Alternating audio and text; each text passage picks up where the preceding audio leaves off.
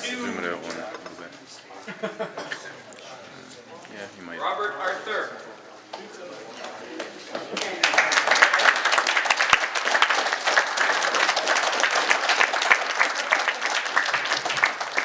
Thank you very much, folks. Let's keep it going here for this guy right here made it all happen.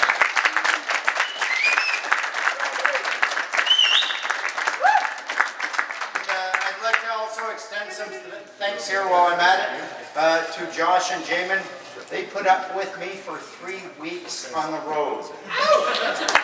Dudes, the fact that my body isn't buried halfway between here and Winnipeg tells me there's a God. You want to believe it? What's that, George? You didn't get enough time on stage? Is that it? You want to come back and have a chat? You want to believe it? Yeah, you do not want to heckle me when I'm holding the talking stick, buddy. I also want to thank these two folks right here. They have opened their hearts and their homes to us, and I'm deeply appreciative of that. So a big thanks to these guys right here.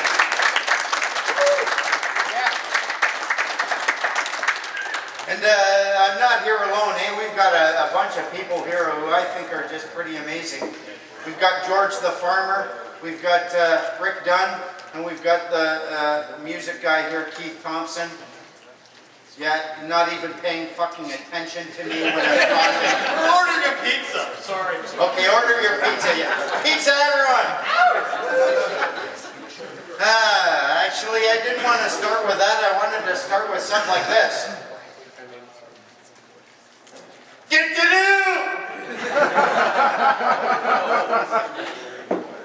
Dudes, we're kicking ass, are you? We're kicking the government's ass.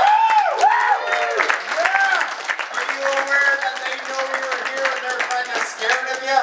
Yep. Good. Yeah, absolutely. This path I've been on, I've been walking it for like 10 years. It started it felt a whole lot like God kicked me right into a sewer and I had to swim through shit. But I came out the other side a little bigger, a little shinier. We all have within us a certain fire.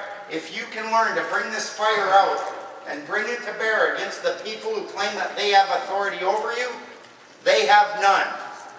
You've seen it already. Now folks, I don't want to blow my own horn here, but I want to share with you who I am, so I'm going to tell you a little bit about myself. I'm French, Scottish, and Irish.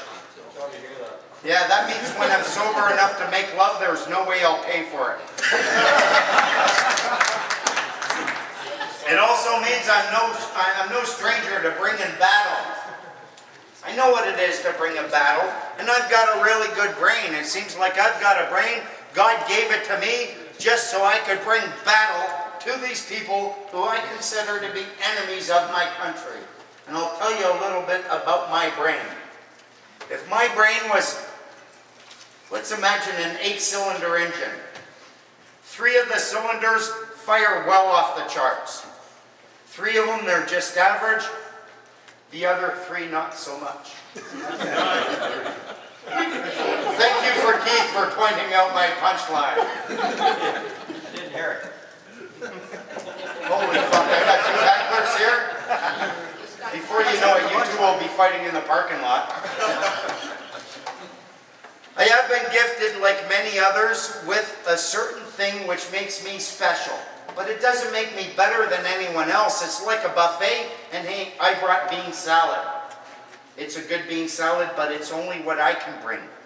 Part of what you went through here today was listening to other people speak, because dudes, if you can't find your own heart, your own soul, and bring it forth, you're going to be lost. So what we're trying to bring forth, Josh and Jamin, I love these guys. Man, their patience is off the chart. I've been pushing their buttons like you wouldn't believe, and they just keep going at it because they have the Spirit. If you can't get to that point where you can bring forth your own Spirit and bring it to share, this technical knowledge is not going to help you at all. I do have cheat sheets. Yeah, believe it or not, I get emails, right? Has anyone here emailed me? Bastards. I get emails where people refer to me and they say, ooh, you're a hero, you're a super guy. And it was tough, but then I came to a conclusion where I realized I am a super guy. I am a hero, and I accepted it, and I realized I'm a superhero. I am, you laugh, but I'm a superhero. I have my name, I have my superhero costume. I wear it under my street clothes all the time.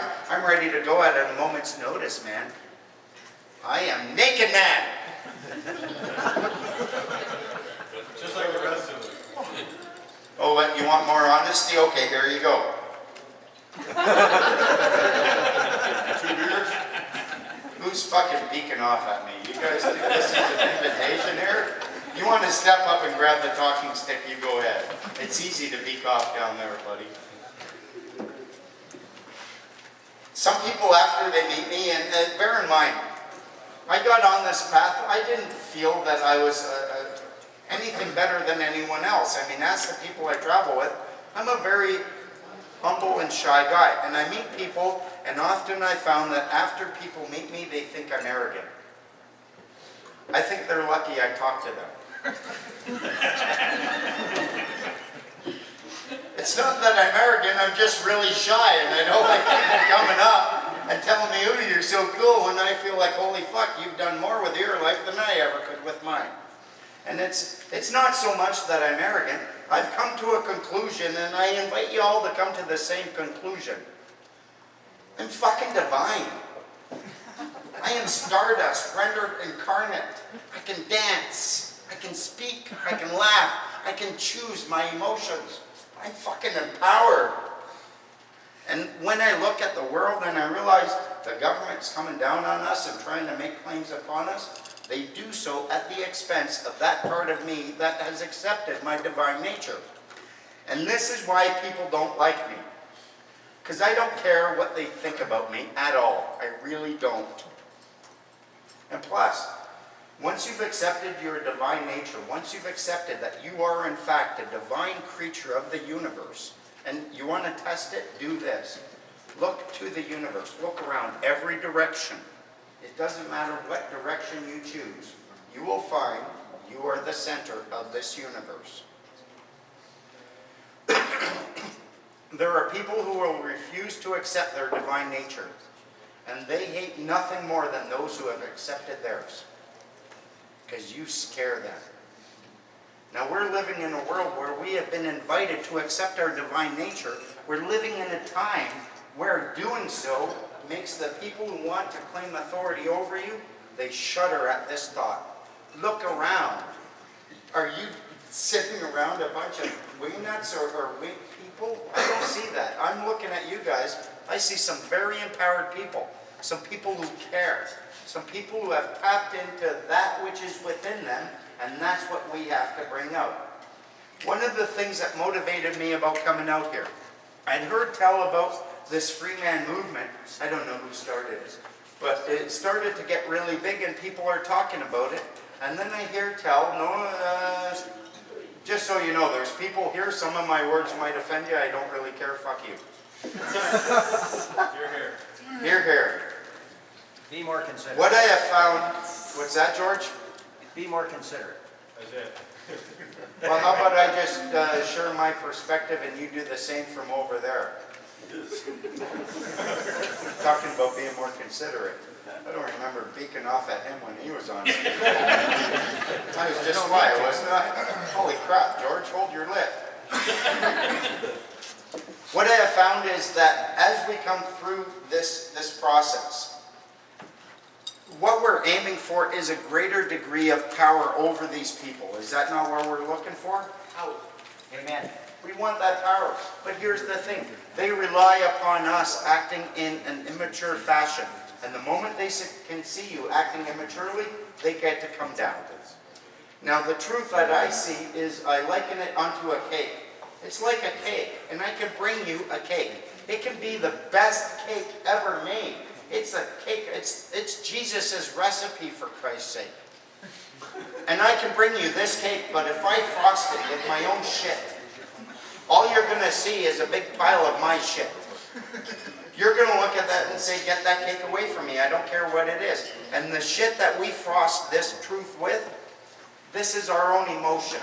This is our own religious beliefs. It's our own take on the cake.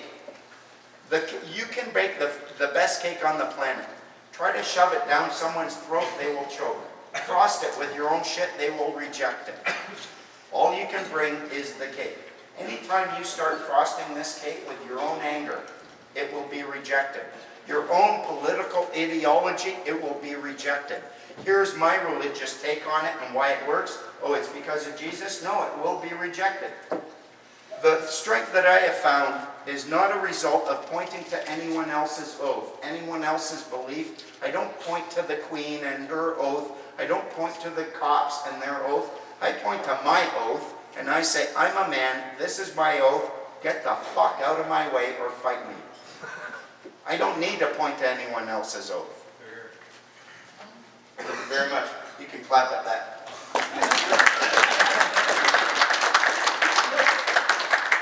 But I've also found that, I got it, who read that National Post article?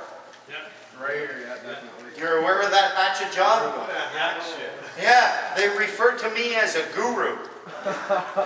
I had to think about that, and the moment I thought about it, I realized this. Whatever you call yourself, you have to be happy with it when you look in the mirror. If you're not, it's bullshit. And I realized if I took the word guru, put it on a t-shirt, looked in the mirror, I'd see urug. I don't want to be an urug. I'm not being an urug for anyone. So with whatever, these guys over here, they're going, get past the funny, I want the information. You gave me a beer. This man right here just wants information. Doesn't give a shit. Stop the funny, just download that information. Thank you for your patience, buddy. Cheers to you. So let's have a little chat here, because there are some newbies here. There's a lady in the corner, Alex's mom. Everyone say hello to Alex's mom. Hello. She's the skeptic. We don't have any undercover cops here, but we do have a skeptic in the audience, and something tells me she could kick all our asses. So what I'd like to do is spend a little time and explain to everyone here who already knows anyways, but for the camera and for everyone else, what freemanery actually is. It is not being a freeloader. It's not saying, I do not want to be a contributing member of my society or my community. What it boils down to is the fact that we are living, breathing human beings. And there comes a point in time where your heart will tell you, this is the path you must take. And government will come, cops will come, people who claim power will come and say, no, you must go this way. And you will find yourself at a point where you have to say yes to your heart or no to your heart and yes to their directions. And that is the why.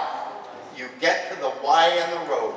And if at that point in time you do not have the strength of spirit and the ability, mostly through community like we're establishing here, to step right up and say, no, screw you, I'm following my heart, then you are going to end up being a sheep.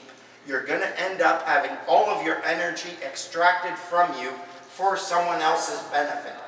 And this is a magical universe we're living in, dudes. This is something amazing that we have. This whole life thing, it's not just about breathing and paying taxes so we make sure we get our water. It is about finding the kingdom of God within us and bringing that to bear. And what they have been hiding, when you see it, holy crap, you're going to shit. What I have found with my travels in the last 3 weeks, we have a certain amount of power. We all know this. We know it in our hearts. We look at what the government is trying to do to us, and we see how they are trying to take our power away from us for their own benefit.